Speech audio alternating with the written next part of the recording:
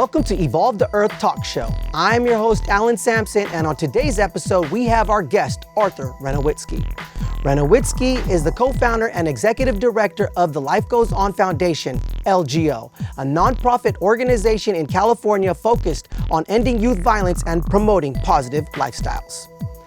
After surviving a shooting in 2007 that left him paralyzed, Arthur founded LGO to raise awareness about spinal cord injuries and inspire others to overcome adversity.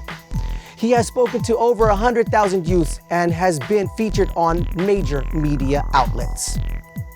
In addition to his advocacy, Arthur is a wheelchair basketball player for the Golden State Road Warriors and a musician, releasing his debut album in 2020. He is supported by his family in his mission to create positive change. How are you doing today? I'm doing really good. Happy to be here. Can you take us back to the day of your shooting? So December 2nd of 2007, I was actually in college, went out to a nightclub called City Nights in San Francisco. It's been around forever. You know, just like any college student at 20 years old going to have a good time. Wrong place at the wrong time. I was leaving and there were guys plotting on robbing people coming out of a nightclub. Unfortunately, I was one of those guys that got targeted. You know, everything happened so fast. I was robbed, shot, I had $20 in my wallet. The bullet went through my chest, went through both of my lungs, shattered my spinal cord, and it's still lodged in my body to this day. One bullet did a lot of damage. I instantly hit the ground. I pretty much was going in and out of consciousness, thinking my life was going to end at any moment. Thankfully, paramedics came, threw me on a stretcher, put me in an ambulance, and from there, drove as fast as they could to San Francisco General Hospital, where I went into emergency open chest surgery and just went through a lot of hospital time. Fell into a coma December 2nd. When I got to the hospital and I woke up December 23rd, the day before Christmas Eve, that's when I got the news that I may never be able to walk or talk again. I had to get used to life in a wheelchair. So that was a very challenging thing to hear as a 20-year-old, and being an athlete, being active, living on my own at this time, as being so young and independent. It was challenging words to hear. So a lot of pain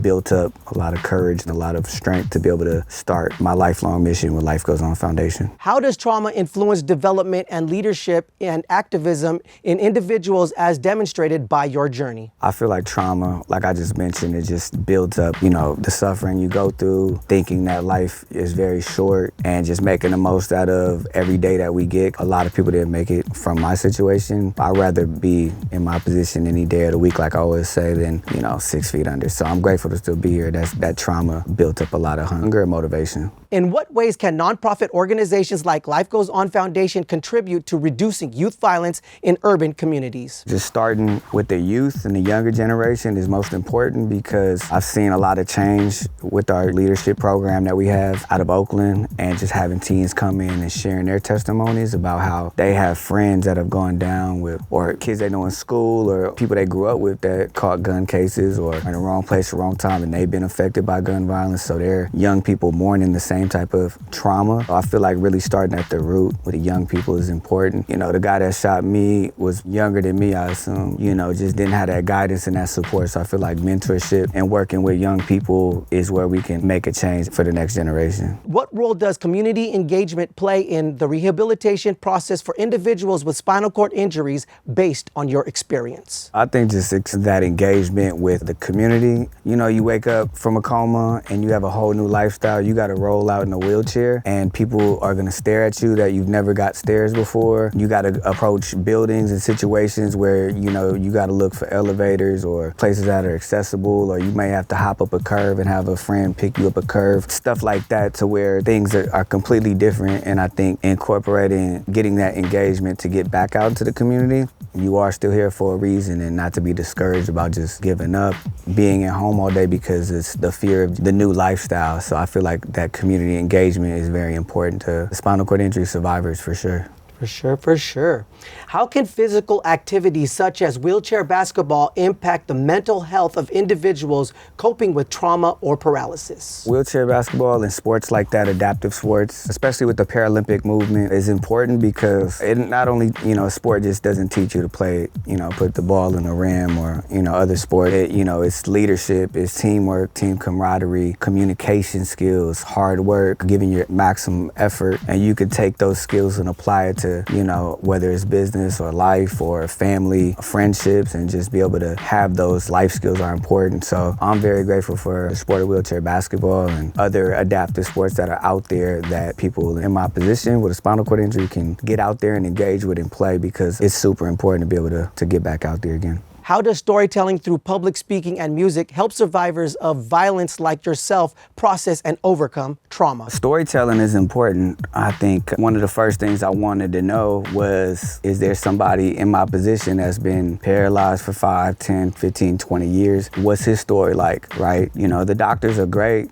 The nurses, everybody there is great, but you know, they're walking in and out of my hospital room. I want somebody rolling in a chair and tell me how successful he's been, how life's been for him. I think that's super important, right? To be able to relate, to be able to have that one-on-one conversation is literally life-saving and can save somebody from being in and out of depression or just giving up on life. That's super important, I think. What are the challenges and opportunities in using music as a form of therapy, and how did it aid your recovery? Music's important. I woke up from a coma, and many nights, you know, I was just by myself at night. To be able to just throw on my headphones and listen to music, guys like Tupac Shakur, or guys that really just spoke to me and were able to overcome things in life and just speak volumes to me. Music's always gonna be there for us, and you know, it's a mood changer. You can put it on and it'll change your life. I think that was very crucial for me when times were alone, when I was in ICU or in the hospital. Also, like when I work out, when I play basketball, I gotta have some music on or some headphones on or something like that. It's super important, I think. For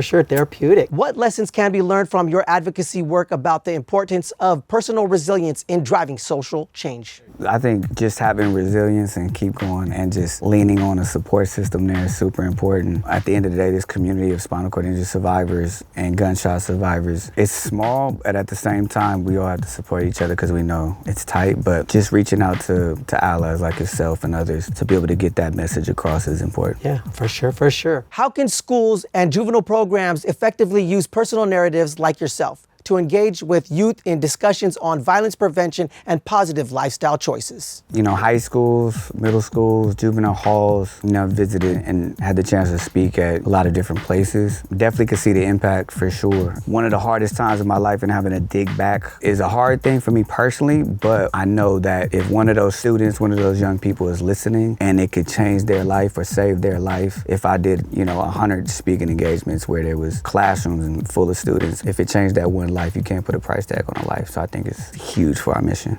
What is the significance of family support in the recovery process of individuals who have experienced life-changing events as seen in your story? Yeah, family is important. Family, friends is super important. Like my mom was in a hospital, you know, sleeping on hospital chairs, putting two together with a little blanket and pillow. You know, I know that didn't make her back feel good. So, you know, having that support is huge in your recovery process. Just to know you have that support. You know, it's a lot of people that have come in and out of my life for whatever reason. Could be, you know, the situation. There are times where I cannot be invited out to things just because of how the world is. The world isn't made for a wheelchair. It's getting better. I've traveled all over the world, and I've noticed in places like, you know, Europe, New York even, you know, East Coast where the United States was started, all of those buildings are grandfathered in, things like that, and it makes it hard to get around. We don't stop. We keep going, and if I got to get lifted upstairs, I got to find ways to make it happen. You have to have that mentality to just not feel defeated and just to keep going